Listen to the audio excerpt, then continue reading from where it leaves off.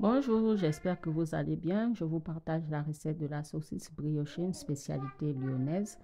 Pour cela, pour le réaliser, vous aurez besoin de 300 g de farine, 2 œufs, 100 g de beurre, 60 g de crème liquide entière, tiède, une cuillère à soupe de levure instantanée ou 12 g de levure fraîche ou un sachet de levure boulangère déshydratée.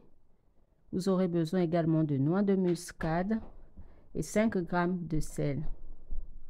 Alors, dans un premier temps, on met la farine, les œufs, la crème liquide tiède, la cuillère à soupe de levure instantanée. On râpe un peu de noix de muscade.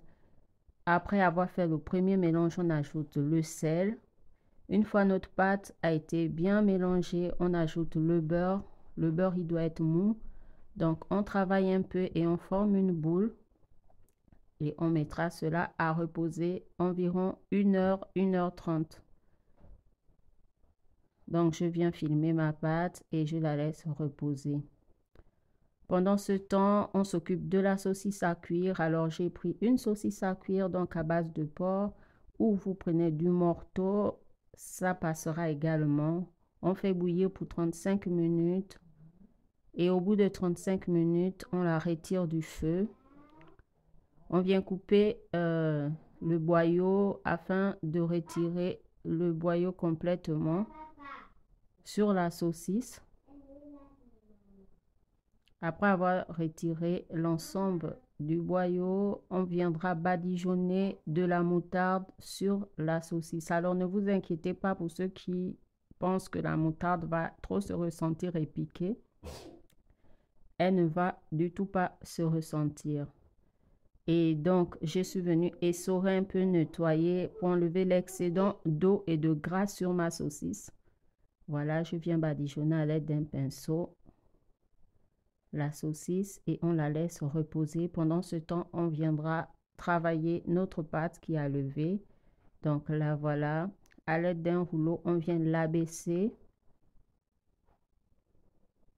Et j'ai préalablement chemisé un moule à cake. L'idéal, c'est de mettre dans un moule à cake pour garder la belle forme de la brioche. Après, vous pouvez bien sûr la faire sans le moule, mais je trouve qu'après, elle perd ses formes. Pour la décoration ou pour la forme souhaitée, vous faites selon votre inspiration. Alors là, moi, j'ai eu un rouleau, j'ai découpé pour avoir cet effet-là. Vous pouvez simplement recouvrir votre pâte, garder un peu de bout de pâte que vous venez former des tresses. Alors, je vous mets en image quelques brioches que j'ai déjà fait, des saucisses briochées que j'ai déjà faites pour voir les différents décors. Donc voilà, je viens couvrir le tout et je laisse reposer 20 à 30 minutes. On préchauffe le four à 180 degrés. Donc dans un petit bol, j'ai mis un jaune d'œuf et un peu de lait. J'ai apprêté également des olives pour en mettre qui est facultative. C'est pourquoi je n'ai pas écrit dans la recette. Donc, vous faites comme vous voulez. Vous pouvez mettre des graines de sésame. Vous pouvez mettre des graines de pavot. Vous pouvez ne rien mettre. Vous pouvez mettre des olives noires ou des poivrons découpés. C'est à vous de voir selon la déco que vous souhaitez pour votre brioche, pour votre saucisse briochée. Alors, voilà. Après avoir badigeonné le jaune d'œuf sur l'ensemble de la pâte, donc je viens disposer mes olives.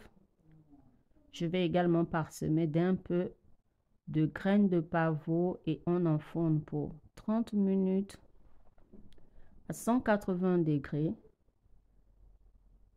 Voilà. Et ça s'accompagne d'une belle salade. Alors moi, j'ai fait une salade simple avec quelques dés de fromage par-dessus. Et voilà ce que ça donne. J'espère que la recette va vous inspirer et que vous allez également la réaliser chez vous. Merci beaucoup de m'avoir suivi. Alors, je vous mettrai les images pour les autres saucisses briochées que j'ai déjà réalisées. Merci. Bonne réalisation à vous. À très vite pour de nouvelles recettes. Et voilà, voilà le premier décor accompagné d'une salade avec des tomates cerises et des radis. Et voilà le deuxième décor. Vous voyez comment la forme est accompagnée d'une salade et des tomates cerises. Et voilà le troisième décor.